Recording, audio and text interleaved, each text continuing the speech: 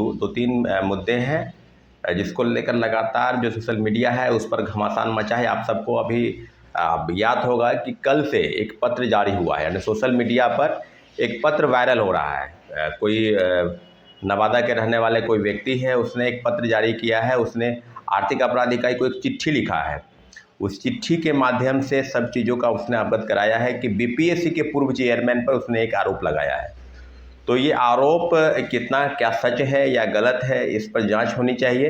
परंतु आरोप के आलोक में जो आप विवरण अगर पढ़ेंगे, लगभग 2-3 पेज का एक पत्र उसने लिखा है और उसने कहा है कि वह बीपीएससी के पूर्व चेयरमैन श्री अतुल प्रसाद और उनकी पत्नी जो एक बैंक की अधिकारी है, दोनों ने मिलकर बीपीएससी में शिक्षक बहाली में लगभग 3.5 करोड़ के आसपास की रकम की उगाही की बात उन्होंने की है। और उन्होंने कहा है कि जो पैसे हैं उसके द्वारा आपको हम बीपीएससी में बहाल कर देंगे, और अपने सगे संबंधियों या जो भी रिश्तेदार हैं सभी से उसने पैसे इकट्ठे करके उसने बीपीएससी के द्वारा पहुंचाने का प्रयास किया, कभी फल के टोकरी में, कभी कार्टून में। और बीपीएससी की जब चेयरमैन की जब वाइफ से उसने मिलने गया तो उनके वाइफ ने ही उल्टे उसके ऊपर आरोप लगाकर उसको डरा धमकाकर उस पर एफआईआर दर्ज करने की बात की, और उसमें एफआईआर भी दर्ज हुई है।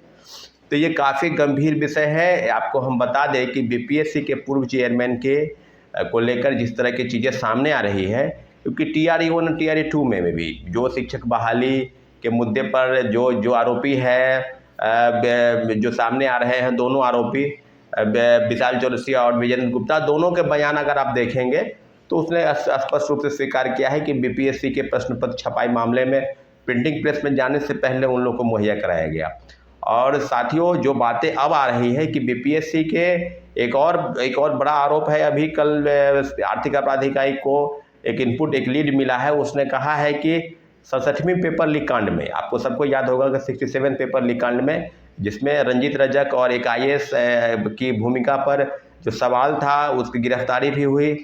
और जो बातें सामने आ रही है कि लगभग 20 आरोपी, यानी 20 जो पदाधिकारी हैं जो SDM से लेकर DSP और अन्य पदों पर बहाल हैं, जो नियुक्त हैं, जो नौकरी कर रहे हैं, उन सभी को नोटिस दिया गया है, सभी को जवाब देना है।